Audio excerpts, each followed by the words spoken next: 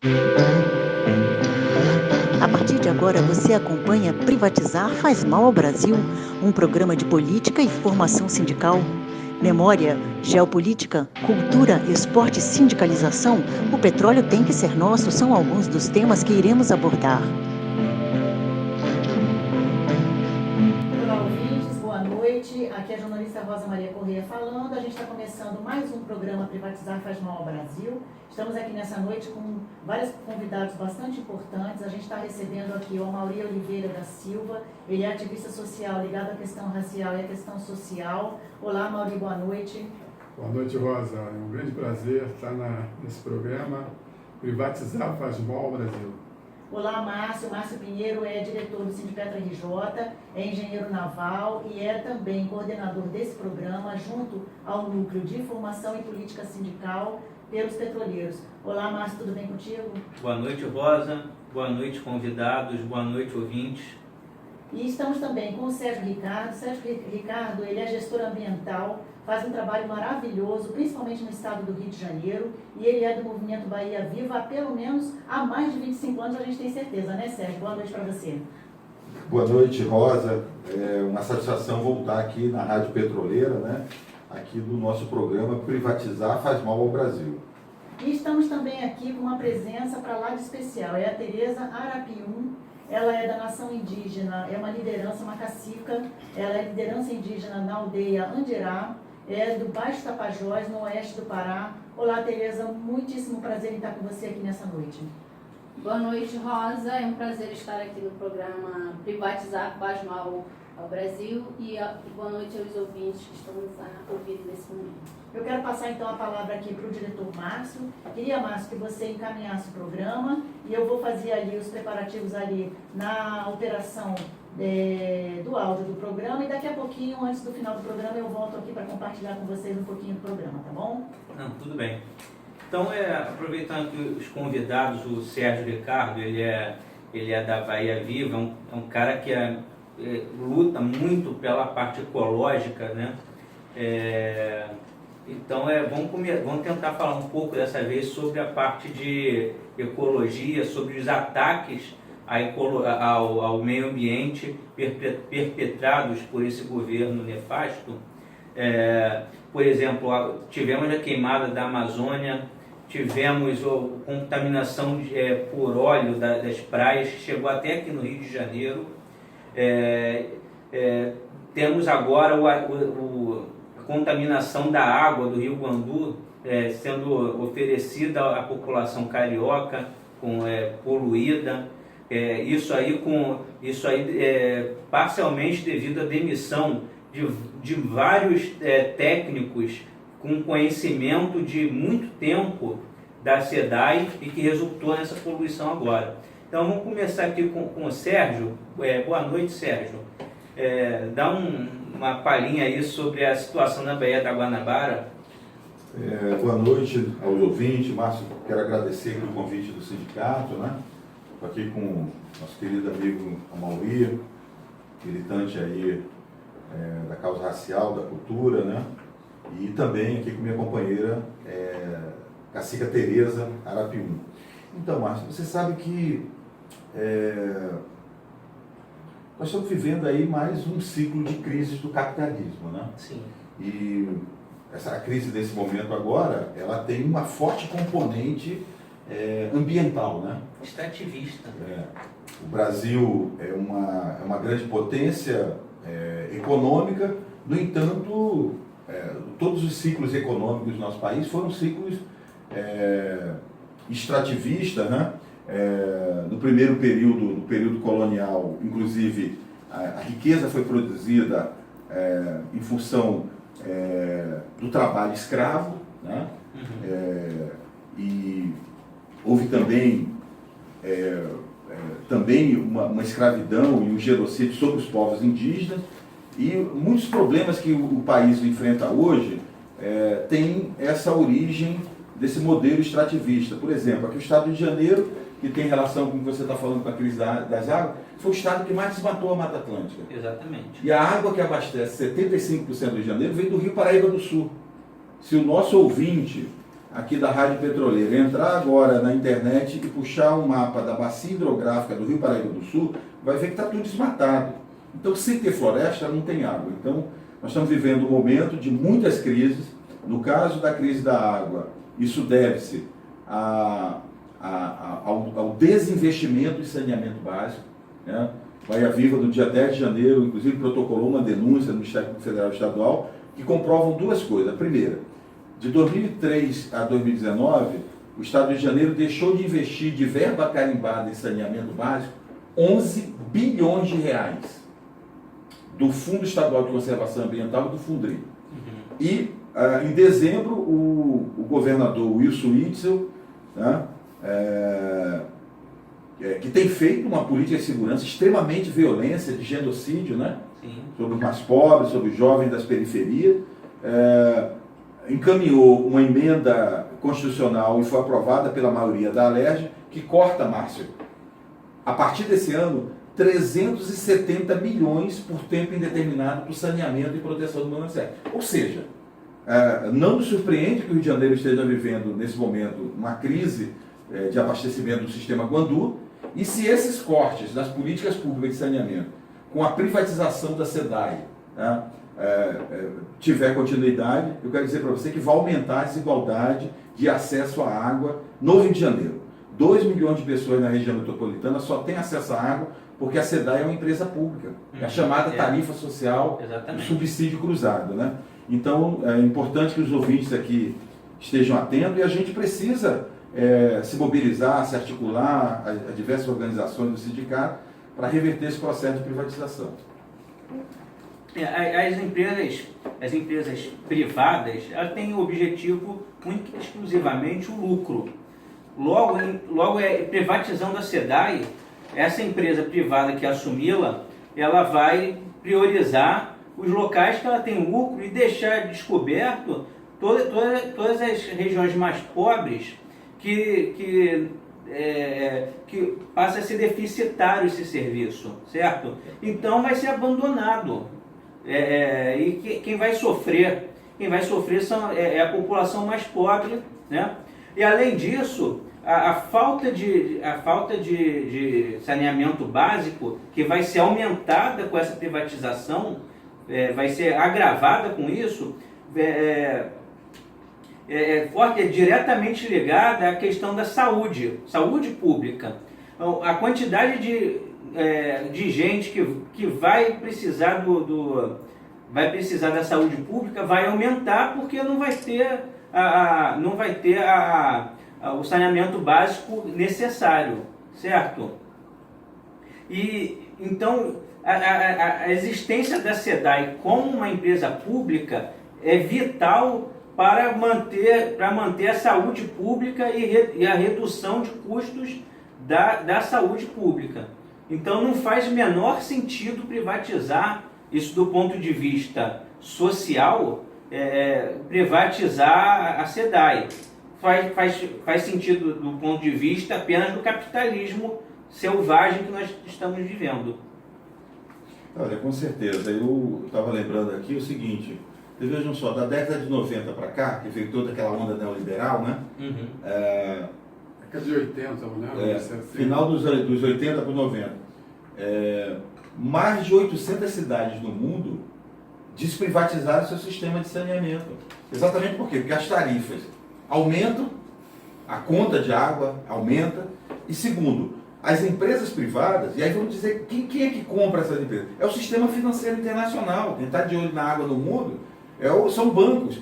Eles prometem investimentos, mas fazem exatamente esse racismo ambiental, esse apartheid ambiental, que eles querem investir nas regiões que são lucrativas e as periferias urbanas, os loteamentos, Baixada Fluminense, São Gonçalo, Zona Oeste, que são regiões que a população depende do subsídio cruzado, vão ficar desabastecidas. Então, até nisso o Brasil está na contramão do mundo, porque enquanto os outros países, inclusive da América Latina, estão retomando a gestão pública do saneamento e da água, o Brasil está nessa onda neoliberal equivocada. E tem uma questão dessa conjuntura nacional que você falou, né, Tereza, que a questão do desmatamento, porque hoje está aprovado, e aí são estudos do nosso Instituto Nacional de Pesquisa Espacial, que o presidente Bolsonaro tanto atacou, né? Demitiu o presidente, que a região sudeste, Patativa, depende do chamado rios voadores. Sem a Amazônia, não tem água no Rio e São Paulo. Exatamente. E lá nós estamos desmatando lá e poluindo aqui. É o que nós estamos passando na Amazônia, com a destruição, porque o capitalismo, a ganância, né, do capitalismo, que nós estamos cercados da destruição, que é a destruição pela soja, desmatamento pela soja, a extração de madeira ilegal, né, no Alto Maró, as madeireiras, as mineradoras que estão avançando, os garimpos e também contaminando a água com mercúrio, porque muitas pessoas contaminam o peixe, as pessoas comem o peixe e ficam contaminadas também com o mercúrio que é jogado na água pelos garimpos e pelas hidrelétricas. Então, nós estamos lá também na Amazônia, o desmatamento muito grande, as queimadas, proposital, e a ganância do governo em querer destruir, em querer explorar toda a riqueza da Amazônia, só pensando no capitalismo, no dinheiro, sem pensar nos seres humanos que lá vivem, que habitam. Ele não pensa nas pessoas, ele pensa somente em lucrar com a riqueza que está debaixo das terras da Amazônia. Então ele quer destruir tudo para poder, e não pensa nas pessoas que moram lá, na saúde das pessoas, como essas pessoas vão viver, porque são todos seres humanos que precisam, e a Amazônia é do mundo, a Amazônia é nossa. E os povos indígenas, nós somos os guardiões da floresta, da natureza. Então as nossas lutas são muito grandes, entendeu? Então precisamos sempre de apoio, porque nós precisamos preservar. E se nós não lutarmos, se a população do Brasil não se conscientizar, que está sendo tudo destruído, eles vão destruir tudo, vão embora, e no final acontece o que está acontecendo em Minas Gerais hoje. A destruição ficou para trás, as hidrelétricas, as mineradoras deixaram só a destruição e as pessoas morrendo, e eles somem, e depois o prejuízo fica com o povo. Entendeu? Então é isso que nós estamos combatendo nas nossas lutas. Deixa a Mauri falar um pouco. Justamente isso, Sérgio, Marcelo e Tereza. A grande obra que foi feita para o tratamento de água no Rio de Janeiro tem quase 60 anos, foi feito pelo Carlos Marcelo. De lá para cá não teve grandes investimentos e passa pela questão do saneamento, né? A cidade cresceu, a Baixada cresceu, todos os 13 municípios da Baixada não tem o tratamento de água e esgoto. E aonde acaba poluindo ainda mais. Então é uma coisa muito séria. Agora é todo um processo de acabar, né? Sucatear a empresa, a SEDAI, para poder justificar a sua venda, né? Como é que você demite 60 profissionais que tinham know-how, entendeu? De todo o tratamento de água e tudo mais? Você, muito pelo contrário, você tinha que estar contratando mais gente para ser passado, né, esse know-how para os novos funcionários que estariam chegando. É muito complicado. Na realidade, nós estamos vendo sucatear a SEDAI para poder vender, assim como outras, né, empresas, como a Petrobras, a questão o sistema elétrico, né? Todo o sistema elétrico, Os nossos dados com a data prévia, Casa da Moeda, que é nosso dinheiro, nossa moeda. E tem implicações, você vejam, aqui do nosso lado tem a Escola de Cinema da Ribeiro, que é um prédio do Correio, né? Isso. Que foi, na realidade, é o prédio do Correio que foi cedido do SEDAI, né? Eles agora estão pedindo de volta. Estão querendo o prazo e tudo, né? Querem vender o prédio. Né? Então a privatização ela vai tendo implicação sobre a vida do brasileiro de várias formas. Bom, Maurício, você lembrou bem, além desses quase mais de 50 técnicos que foram demitidos, uma parte deles eram os técnicos altamente capacitados que cuidavam do monitoramento da qualidade da água. Então você imagina, o Rio Paraíba do Sul nasce em Minas Gerais e São Paulo, atravessa o estado do Rio de Janeiro todo. Deságua em Campos. E deságua em Campos, mas ele depois, com a transposição, vira o Guandu, e a estação de tratamento, que é a maior da América Latina, talvez uma da maior do mundo, há uma certa controvérsia sobre isso, fica em Nova Iguaçu. Para você garantir o abastecimento de água para 2,5 milhões de pessoas na Baixada, mais no Rio de Janeiro, é muito difícil. Então tem que ser um técnico com muita capacidade, muito compromisso público. Demitiram esses técnicos. Tem um programa de demissão voluntária, que eu soube ontem, que já tem mais de 1.200 que pediram demissão. Quer dizer, a empresa tem anos que não faz um concurso público. Toda a memória técnica está se perdendo. Isso é um conhecimento que era público. Está se perdendo. Né? E a gente tem visto aí uma série de montes. E para piorar, a Tereza lembrou, o atual presidente da SEDAI, Tereza, é o Hélio Cabral, está sendo processado como criminoso ambiental, porque ele era o diretor financeiro da Samarco quando ocorreu aquela tragédia em Brumadinho, que matou muita gente. Samarco foi Mariana, não? Exatamente. Ele era diretor da Samarco e ali, no caso aí, contaminou o Rio Doce. Então, esse camarada, né, vem presidir a SEDAI para fazer o desmonte da empresa e privatizar a empresa de banana. Então, o povo do Rio de Janeiro precisa acordar, né, e a gente precisa questionar esse modelo. Indicado pelo pastor Everaldo do PSC. É bom sublinhar. Eu quero pegar um gancho aqui da Tereza que é do Pará, né, falar só um pouquinho da Petrobras. A Petrobras ela tinha um projeto muito interessante, que é a produção de óleo vegetal a partir do óleo de dendê na região de Tailândia. Não sei se você conhece. Fica no Pará, eu não sei exatamente, eu nunca fui no Pará, mas existe esse projeto. E já foram investidos alguns milhões de reais nesse projeto. E hoje, agora que ia começar a dar lucro, que as plantas começaram a produzir o dendê, que era para fazer o biodiesel, encerraram o projeto, venderam a parte.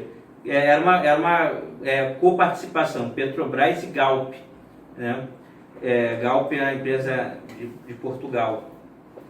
E então essa parte da Petrobras, 50%, foi vendida para a Galp abaixo do valor do custo de investimento. Então realizou o prejuízo a Petrobras antes de começar a dar lucro à planta.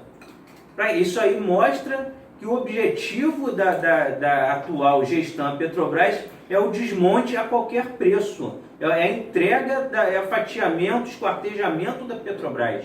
Isso está sendo feito agora.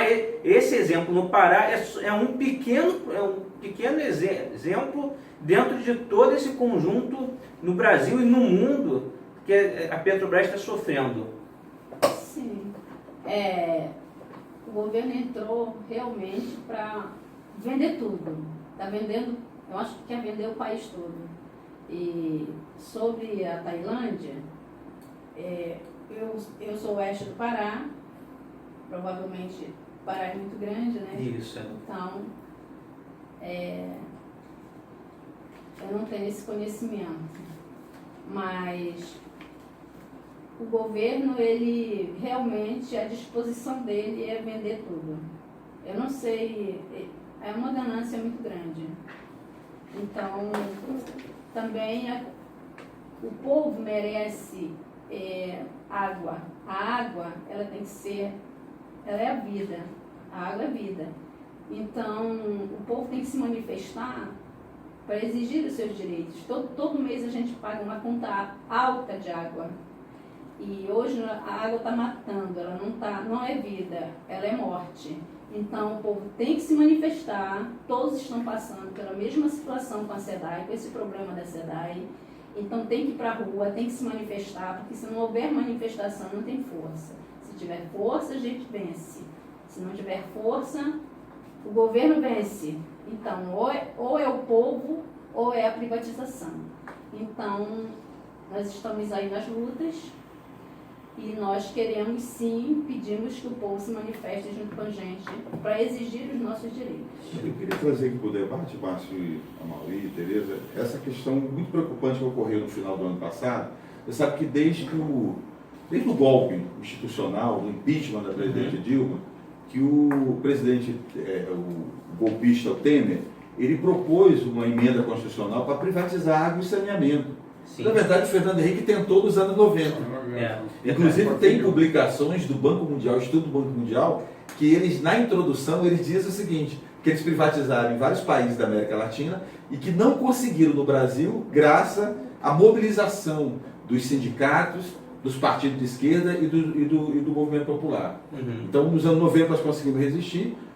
Agora o Temer trouxe isso para a pauta e no governo Bolsonaro, infelizmente, o Congresso Nacional, a maioria do Congresso Nacional, aprovou a privatização da água do saneamento e agora vai para o Senado, né? Então, eu acho que a gente precisa que realmente a população, quem está nos ouvindo, precisa entender que isso é uma questão que vai mexer muito com a vida das pessoas. Tem um estudo da Agência Nacional de Água, chamado Plano Nacional de Segurança Hídrica, que foi lançado.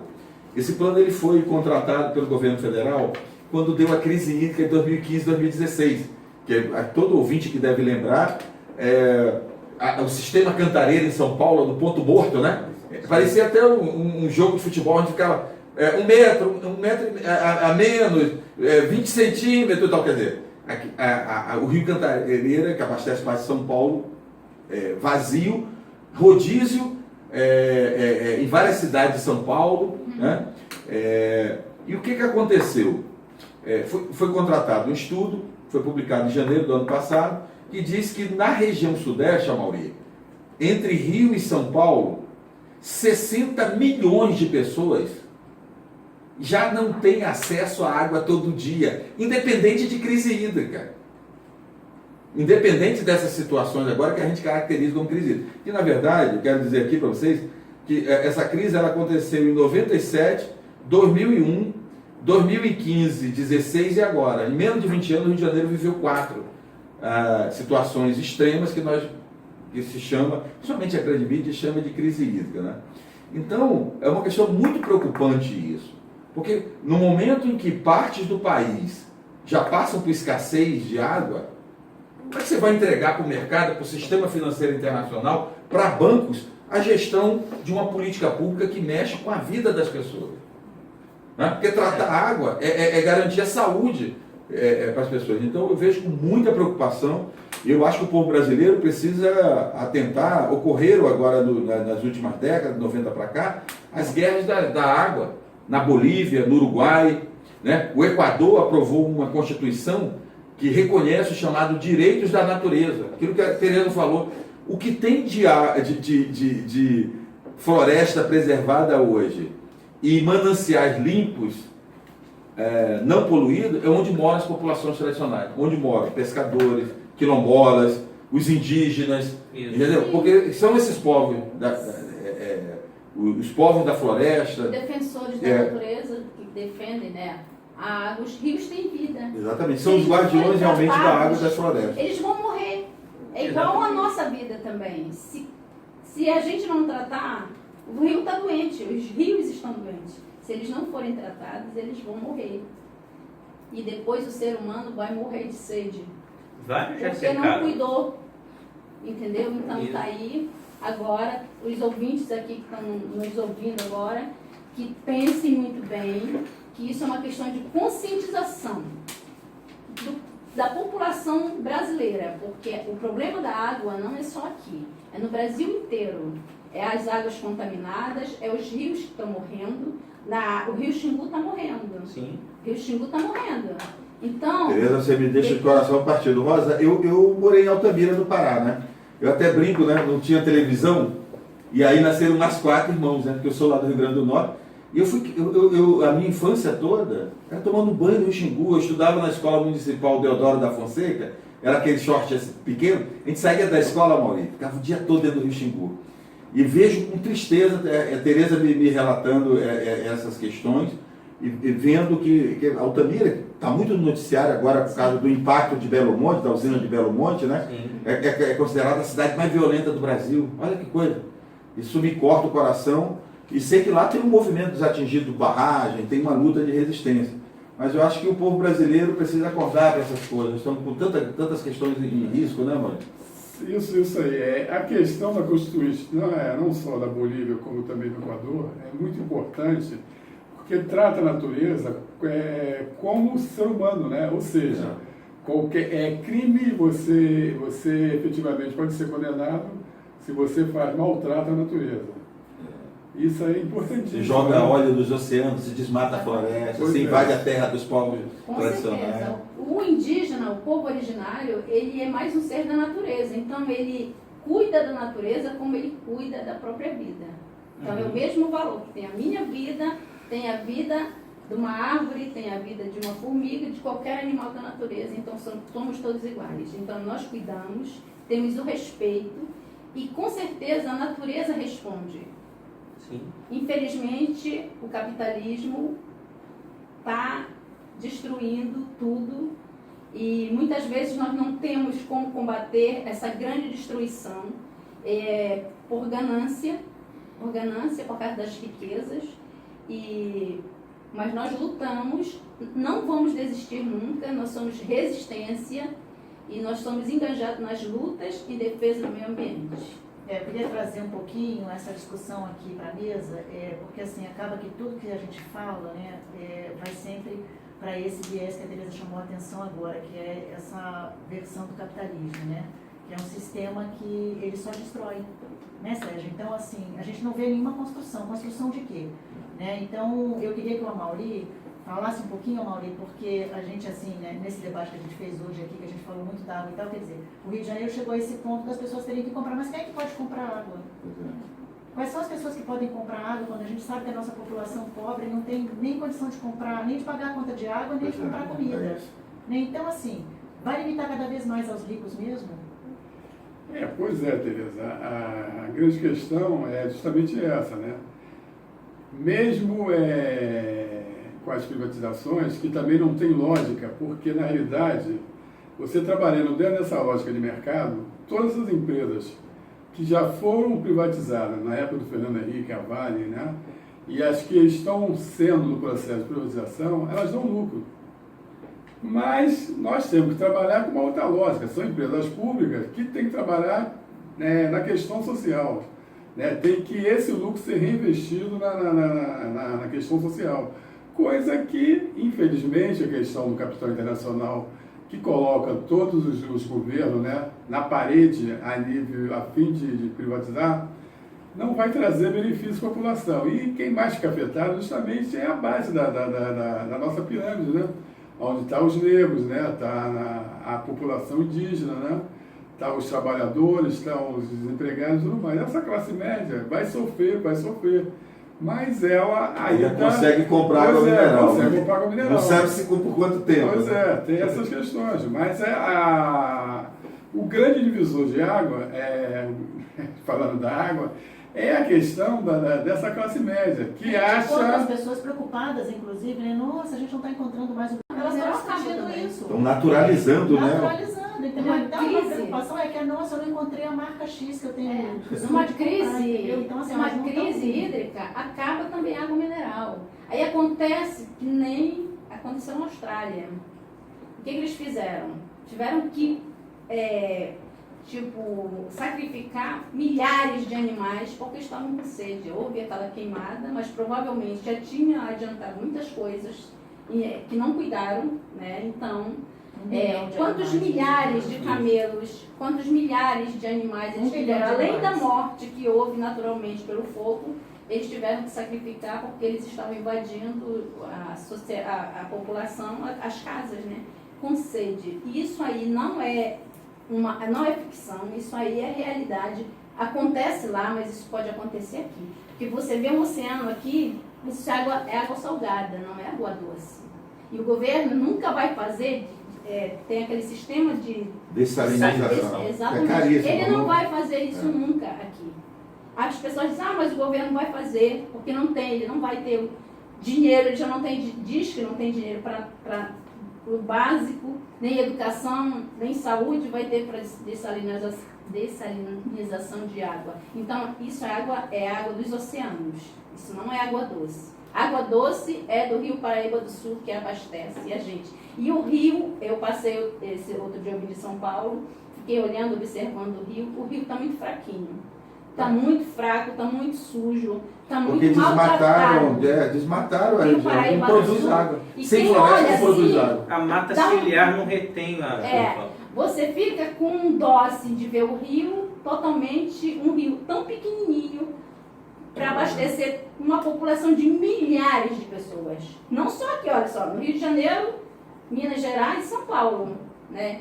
Então é um rio que ele tá muito fraquinho, ele tem parte do rio que está assim, parece que ele vai Tereza acabar. acostumada a ver o Rio Xingu, quando ela vê o nosso rio aqui, ela fala é fraquinho. Exatamente, aí eu vejo Quero o ver Rio que não- Tapajós. Rio Tapajós, né, Tereza? Rio Rio Tapajós, porque eles têm essa ganância de construir também no Rio Tapajós muitas hidrelétricas para acabar com o Rio Tapajós, mas eles não vão conseguir, porque nós somos resistência lá, e lá nós vamos lutar até o fim para conservar nossos rios Tapajós, nosso rio Amazonas, nosso rio Arapiuns, e manter livre dessa ganância, desse capitalismo maldito, desse Eu ia governo. puxar aqui o final do programa, a gente já está chegando aqui ao final do programa, e eu justamente assim, aproveitando a fala da Tereza agora, eu ia passar um pouquinho e perguntando para vocês, né, o que fazer então?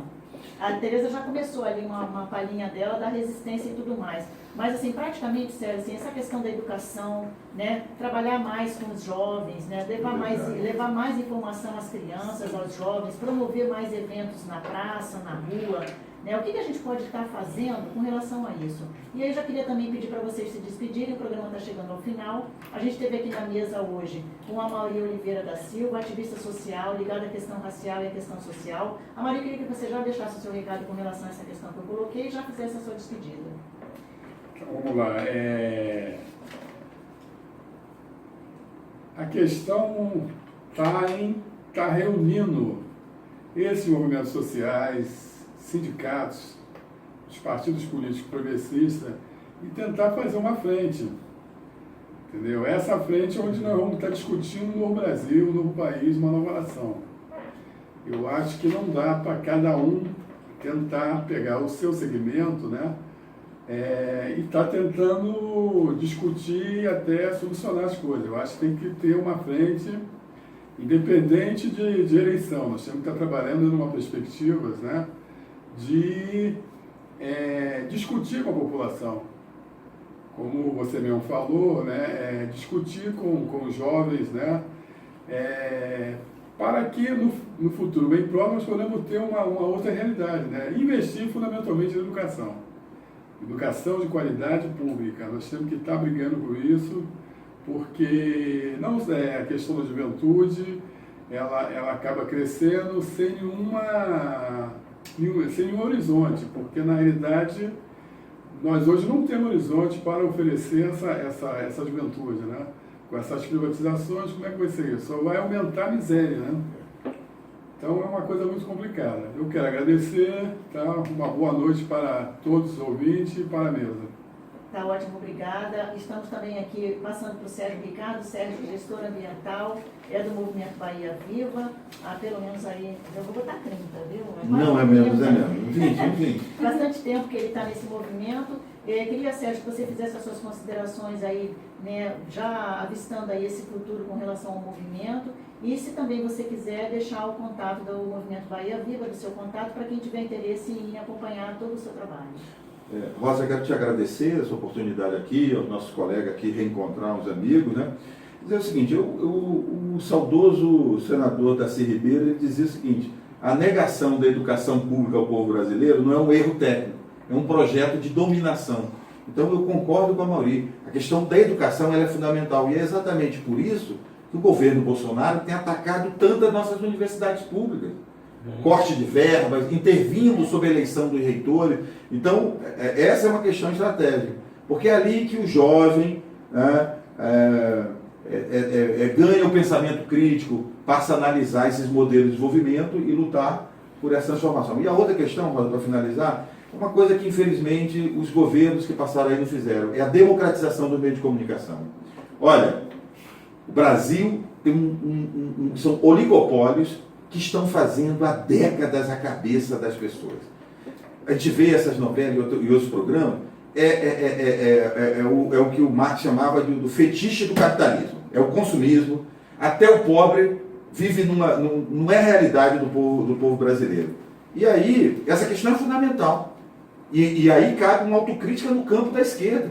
Porque você veja bem, mesmo as centrais sindicais, aquilo, nós temos o Sindipet, está investindo na rádio petroleira, tem a TV, mas a maior parte dos sindicatos do Brasil, os partidos de esquerda, não investiram na comunicação, não investem até hoje.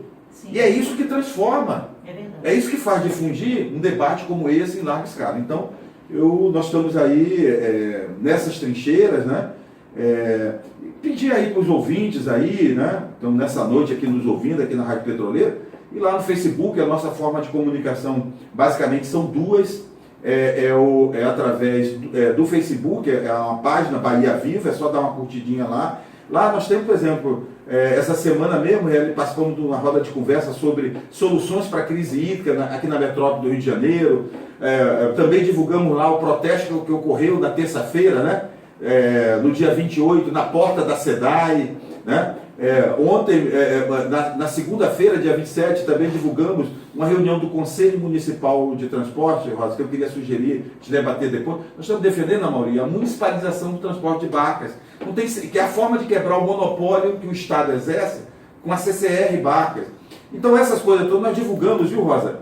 Lá realizamos seminário, debate, tudo gratuito, porque a nossa ideia é exatamente mobilizar as pessoas para que a gente tenha a força de mudar. Aquele viés de uso da ferramenta, né, que a gente sabe que serve para comunicação, para uma coisa que não só está mostrando o que aconteceu, mas também pautando o movimento, né? E somos procurados por muitos estudantes fazendo teses e tal, e nós estamos aí abertos aí para somar com as pessoas. Eu concordo com a Maria, nós temos que ter, se não de 2 em 2 anos tem eleições, essas uniões eleitorais não acontecem e não vão dar muito certo. Mas eu acho que na luta cotidiana dos movimentos sociais, né, exatamente, dos sindicatos, das lutas concretas do povo por direito ao saneamento, à cultura, proteger as florestas, a água, a defesa das nossas estatais, eu acho que é possível sim construir uma unidade de luta, e o Bahia Viva puder ajudar nisso, nós estamos aí. Então, ótimo, muito obrigada. Então, no Facebook é só procurar Bahia Viva e fazer contato por lá. Estamos aqui também nos despedindo da Tereza Arapium. Ela é cacica, uma liderança indígena da aldeia Andirá, que fica no Baixo Tapajós, no oeste do Pará. Tereza, imenso prazer em ter recebido você aqui nessa mesa hoje. A gente não é sempre que consegue ter uma liderança indígena presente nos nossos debates, até pelas dificuldades mesmo de estar com vocês e estar se comunicando com vocês. Queria agradecer ao Sérgio que a trouxe e agradecer a sua presença e passar para você, então, as suas considerações finais. Eu quero agradecer à Rádio Petroleira, a Rosa, tá, pela oportunidade, né, de poder falar algumas coisas que a gente, né, a voz, né, porque a Amazônia, eu sou da Amazônia, então eu estou sempre, não estou na minha aldeia, porque eu não posso ficar na minha redinha, me embalando, porque nós temos que ter voz. Então, a oportunidade da voz é importantíssima para o nosso povo lá, que não tem voz. Entendeu? Então, o que eu quero dizer sobre o que está acontecendo, né, com essa crise no mundo, né, mas no Brasil, no Rio de Janeiro, é que tem que haver conscientização. Tem que haver conscientização desde a criança, para o adolescente, para o jovem, para o adulto, e que as forças, os movimentos têm que se unir. Tem que se unir, porque só a união tem a força, e só a força vai combater, entendeu? Só um não vai conseguir, mas todos unidos nós temos a força de combater essas agressões, esse desrespeito do governo em relação ao nosso povo, em relação à nossa vida, em relação ao nosso bem, que é a nossa água, a nossa natureza. Então, eu peço que todos nós demos as mãos e a gente se una num objetivo só, de livrar a natureza, de preservar. Tá ótimo, Tereza, eu agradeço também. Vou me despedir agora. Foi um prazer estar com vocês aqui. Queria lembrar que esse programa tem 2 reprises, no sábado às 10 da manhã e às 3 da tarde, e também no domingo às 10 da manhã e às 3 da tarde. Vai estar disponibilizado no site do Sindipetra RJ, no www.sindipetro.org.br, e eu espero por vocês no próximo programa, na quinta-feira, às 8 da noite. Queria agradecer novamente aos participantes de hoje, vou me despedindo de vocês, até o próximo programa, e vou passar o encerramento do programa para o diretor Márcio Pinheiro. Ele é do Sindipetra RJ, é engenheiro naval, trabalha na Petrobras. Um abraço a todos, até o próximo programa. Tá bom, obrigado, Rosa, obrigado nossos convidados, obrigado ouvintes que nos ouviram agora, perderam um pouquinho do seu tempo, mas para ter mais informações sobre o que está acontecendo à nossa volta, né? Isso é muito importante. Eu queria só corroborar o que o Amaury falou, e o Sérgio também, e a Tereza também, a questão da educação. O governo Temer, ele também retirou do curso de segundo grau, né, do nível médio, o ensino da filosofia. E a filosofia é a disciplina que faz o jovem aprender a pensar. Então ele fez isso para gerar gerações de pessoas que não pensam, que vão seguir aquilo que eles ordenam, que vão seguir o que a televisão diz, o que o WhatsApp fala, o Facebook, a internet, o que eles impõem, para as pessoas não pensarem, tá? Então, como é que vão fazer isso? Com a organização das pessoas, com a organização dos trabalhadores, de forma a tentar mitigar isso. Talvez precisemos fazer complementos no estudo dos jovens, porque tudo que estão tirando, se não fizermos nada, vai gerar uma grande massa de gente que não pensa. Então a gente vai ter que trabalhar aí também, precisa de organização, e isso aí a gente vai ter que trabalhar muito isso aí, tá bom? Muito obrigado, pessoal, e até a próxima. Nós que agradecemos. Privatizar faz mal ao Brasil. Privatizar faz mal ao Brasil. Privatizar faz mal ao Brasil, um programa de política e formação sindical. Aqui nós discutimos memória, geopolítica, cultura, esporte, sindicalização. O petróleo tem que ser nosso. Fique conosco aqui na Rádio Petroleira e não perca a próxima edição do Privatizar faz mal ao Brasil.